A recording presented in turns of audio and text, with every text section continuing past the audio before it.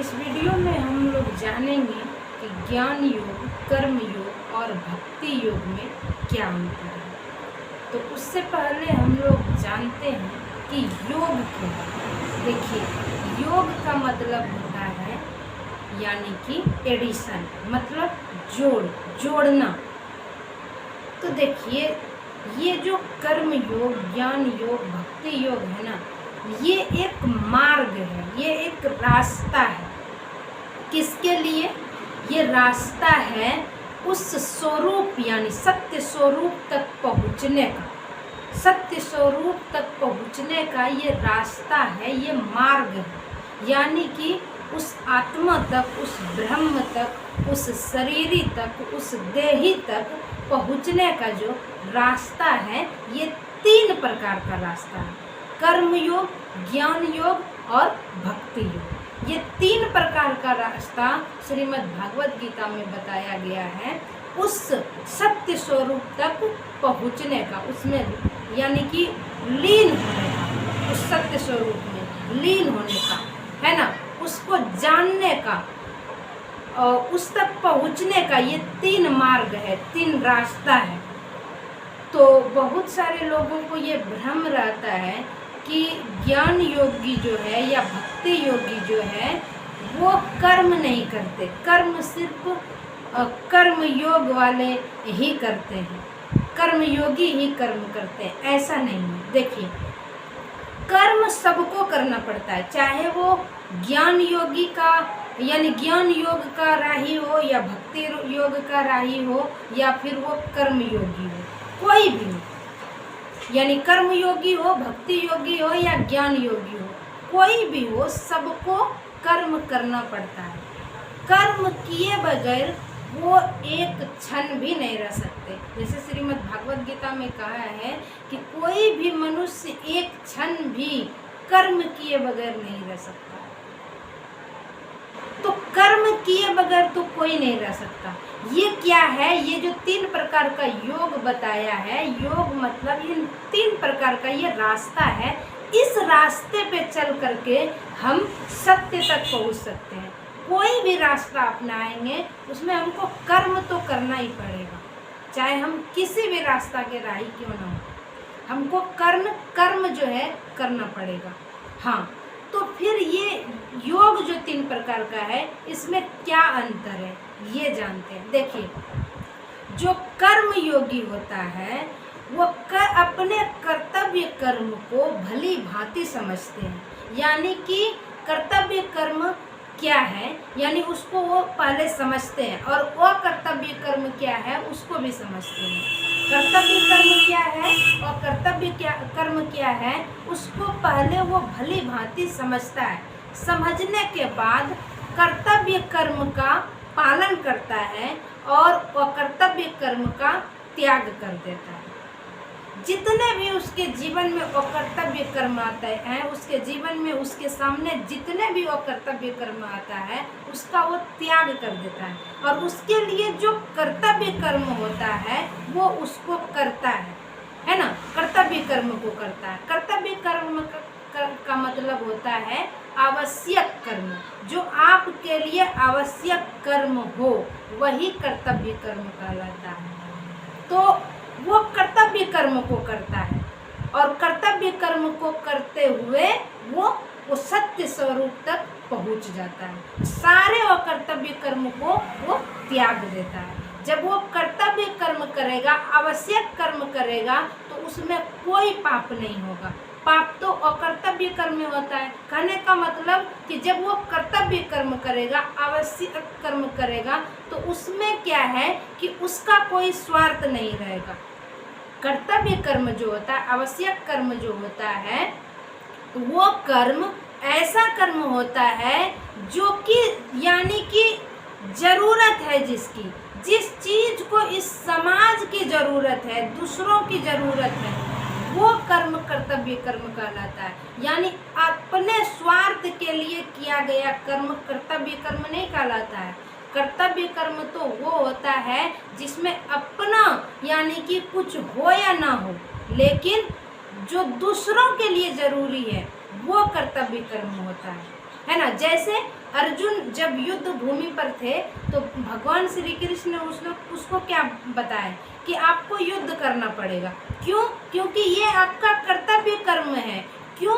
कर्तव्य कर्म का क्या मतलब कि क्योंकि ये युद्ध करना, इन सब को मारना आपका कर्तव्य है, आपका धर्म है, ये आवश्यक है मारना। अगर उसको नहीं मारोगे तो फिर क्या होगा?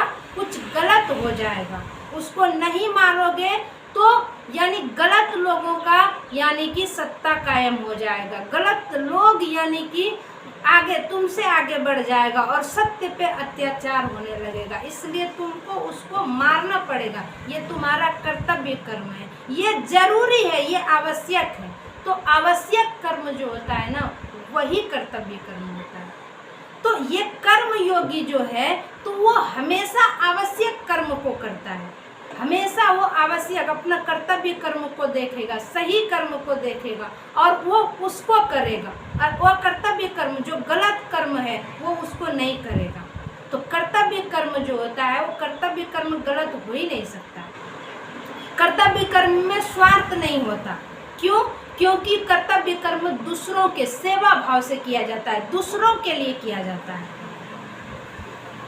अब देखिए, ये तो हुआ कर्तव्य यानी कर्म योगी। अब हम लोग बात करते हैं ज्ञान योग। तो ज्ञान योग में क्या होता है?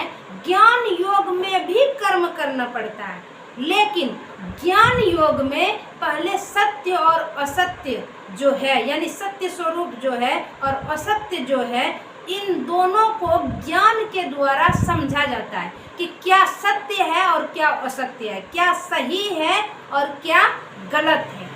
इसको ज्ञान द्वारा पहले समझा जाता है, पहले समझते हैं कि क्या सही है क्या गलत है, फिर वो सही काम करते हैं और गलत काम नहीं करते हैं। कहने का मतलब है कि वो सत्य और असत्य को समझता है। सत्य मतलब जो सत्य स्वरूप है वो, यानी कि उस स्वरूप को, उस ब्रह्म को यानी कि वो परमात्मा को, उसको पहले जानता है अपने ज्ञान के द्वारा। और ये जो भौतिक संसार है, असत्य चीजें हैं, इसको भी अपने ज्ञान के द्वारा वो जानता है। और जानने के बाद सत्य और असत्य जो चीज को यानी अपने ज्ञान के द्वारा जान लेता है तो वो असत्य चीजों का त्याग कर देता है और सत्य चीजों का के यानी कि में लीन हो जाता है, सत्य में लीन हो जाता है, सत्य स्वरूप में लीन हो जाता है, सत्य कर्म को करने लगता है और असत्य जितने भी चीज है उसका वो धीरे धीरे त्याग करता है। जैसे कि ये शरीर है और शरीर के अंदर आत्मा है, शरीर के अंदर आत्मा है और ये शरीर है, मतलब ये शरीर है और शरीर ही है इसके अंदर, है ना। तो ज्ञान योगी क्या करता है? इसको भली भांति पहले बढ़िया से समझता है कि ये शरीर है और एक शरीरी भी है। जो शरीरी जो है वो सत्य है और ये शरीर क्या है? असत्य है। इसलिए इस शरीर से हमें मोह नहीं करना चाहिए, इस शरीर से हमें आसक्त नहीं होना चाहिए। क्यों? क्योंकि ये शरीर तो परिवर्तनीय है, ये बदल जाएगा, ये नहीं रहेगा। और वो जो शरीरी है उसी का सत्ता है, वही रहता है, वो पहले भी था, अभी भी है और बाद में भी रहेंगे। तो इस तरह से अपने ज्ञान द्वारा सत्य और असत्य की चीज़ों को वो जान लेता है। जानने के बाद असत्य चीज़ों का वो त्याग करता है, उससे मोह छोड़ता है ना। तो ये हो गया ज्ञान राही यानी ज्ञान योगी का कार्य, है ना, ज्ञान मार्ग का राही। इस तरह से वो पहले ज्ञान के द्वारा सत्य और असत्य को जान लेता है। कर्म योगी कर्तव्य कर्म और अकर्तव्य कर्म को यानी कि जान करके कर्तव्य कर्म करता है और अकर्तव्य कर्म नहीं करता है, उसका त्याग कर देता है। कर्म योगी भी ज्ञान के द्वारा पहले समझता है तब कर्म करता है। देखिए अंतर क्या? कर्म योगी पहले कर्म करता है, क्या? सत्य कर्म करता है, सही कर्म करता है, गलत नहीं करता है, कर्तव्य कर्म को करता है और अकर्तव्य कर्म को नहीं करता है। ज्ञान मार्ग का जो राही होता है, ज्ञान योगी जो होता है, वो पहले ज्ञान द्वारा सत्य और सत्य को जान लेता है, उसके बाद असत्य चीज से वो धीरे धीरे अपना मोह को तोड़ने लगता है और सत्य मार्ग पे चलने लगता है, सत्य स्वरूप में लीन होने का यानी कि कोशिश करता है। अब रही बात भक्ति योग का, तो भक्ति योग में क्या होता है? भक्ति योग में जो भक्ति योग का राही होता है वो डायरेक्ट सबसे पहले भगवान से में विश्वास करता है, सबसे पहले वो तुरंत भगवान में विश्वास कर लेता है। यानी भगवान में पहले वो भगवान में विश्वास करता है, पूरी तरह से भगवान में विश्वास करके भगवान को ही वो सत्य मानता है। बाकी जितना ये भौतिक संसार है सबको वो असत्य मानता है ना। उसके लिए सब कुछ भगवान है, इसके अलावा दूसरा इधर कुछ भी हो, पूरी जगत संसार सब उसके लिए मिथ्या है। बस सत्य क्या है, उसके लिए भगवान है। वो भगवान को ही मानता है और भगवान के ही बताए हुए सारे रास्ते पर जो भी भगवान का है वो उसी का पूजा करेंगे, वो उसी को मानेंगे, वो जो भी कर्म करेंगे उसी को समर्पित कर देंगे। भक्ति योगी जो भी कर्म करेंगे, जो कुछ भी करेंगे, यहाँ तक कि वो खाना भी खाएंगे, खाना भी बनाएंगे, उसका भी भोग वो यानी कि भगवान को लगाएंगे पहले, फिर इधर, फिर वो खुद खाएंगे। तो भक्ति योग वाला जो यानी कि राई होता है, भक्ति योगी जो होता है, वो सब कुछ अपना समर्पण कर देता है भगवान को ही, और वो अपना कुछ भी नहीं मानता है। वो कुछ नहीं, वो कहता है हमें कुछ नहीं करना है, हमें कुछ नहीं चाहिए, हमें कुछ करना भी नहीं है, हमें कुछ चाहिए भी नहीं, कुछ भी नहीं, सब भगवान की। वो क्या कहते हैं कि तन मन धन सब कुछ तेरा, सब कुछ तेरा है, तेरा तुझको अर्पण, मेरा कुछ नहीं है इसमें। भक्ति योगी जो भक्ति मार्ग का जो योगी होता है वो सब कुछ भगवान को समर्पण करते हैं। वो अपना कुछ भी नहीं मानते, इस संसार को भी नहीं मानते, वो किसी को नहीं मानते, सिर्फ और सिर्फ भगवान को मानते हैं। और सब कुछ अपना भगवान को अर्पण कर दिया। तो सब कुछ अपना भगवान को अर्पण कर देना मतलब सत्य को अर्पण कर देना। तो वो सत्य को ही तो मान रहे हैं। ज्ञान योगी भी सत्य और असत्य को समझ लेते हैं, क्योंकि वो कंफ्यूज्ड आदमी होता है, इसलिए उसको पहले फाइनली डिसीजन चाहिए क्या सही है क्या गलत है। ज्ञान योगी जो उस तरह का माइंड वाला लोग होता है, वो जो है डायरेक्ट भगवान पे उसको विश्वास होता ही नहीं है। उसे लगता है भगवान है भी या नहीं है, इसलिए वो अपने ज्ञान का प्रयोग करके पहले सत्य को जानता है कि हाँ है, सत्य स्वरूप है, सत्य है, कोई ऐसा है अविनाशी अपरिवर्तनीय शिव जो कि यानी कि कभी भी जिसका विनाश नहीं होता है।